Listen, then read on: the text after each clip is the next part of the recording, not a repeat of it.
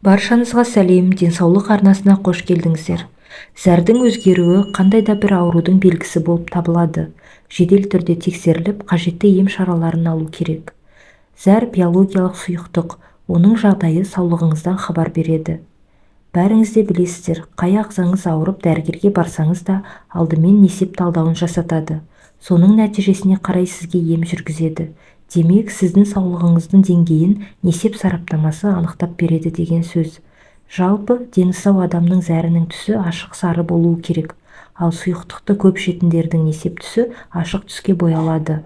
Кейде жеген тамағымыз бен ішетін сусыныңыз несептің түсінің өзгеруіне себеп болады.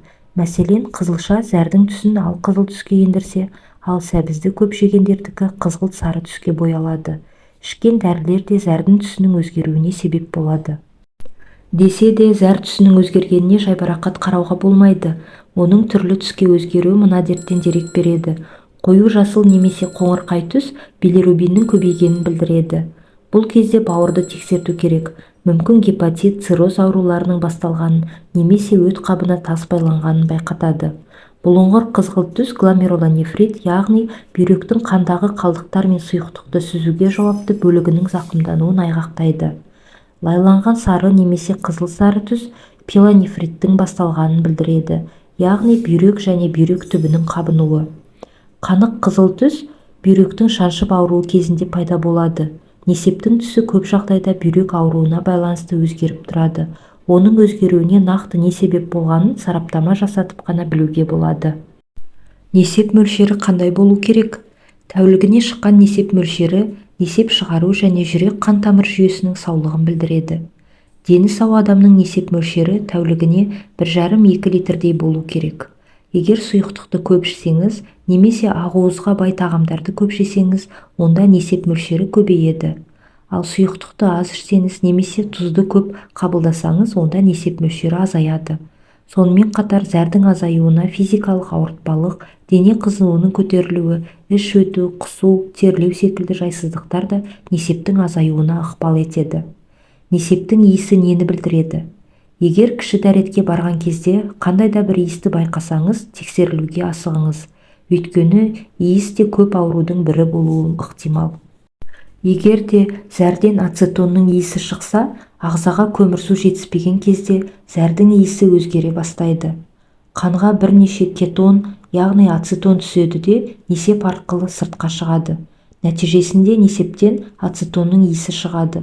Оған ұзақ уақыт диета ұстау себеп болады. Өйткені диета ұстаған кезде тамақпен бірге суды да шектеп қоямыз.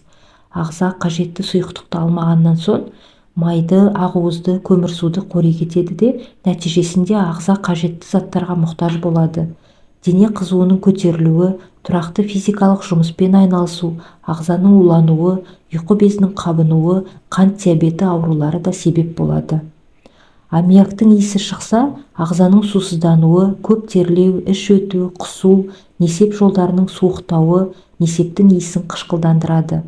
Сонымен қатар цистит, пилонефрит, бел ауруы, жалпы жағдайдың нашарлауы, әлсіздік, құсу, тәбеттің төмендеуі, несеп жолындағы қатерлі ісік, туберкулез ауруы несептің иісін аммиак иісіне өзгертеді.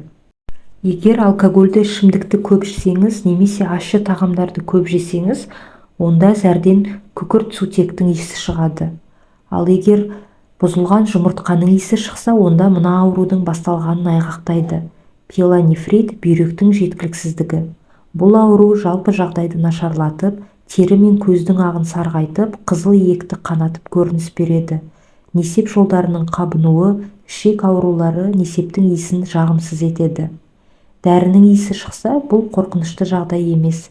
Егер ампицилин, аугметин, пенициллин, цефтриаксон сынды антибиотик немесе Б тобындағы дәруменді қабылдаған болсаңыз, онда несептен дәрінің иісі шығары сөзсіз. Құрметті арнамның көрермендері, егер де сіздерге видео пайдалы болса, қазақ тілді арнаның дамуына үлес қосып, арнама тіркеліп, лайк басып, комментарийде өз пікірлеріңізді қалдырып, қолдап кетулеріңізді сұраймын.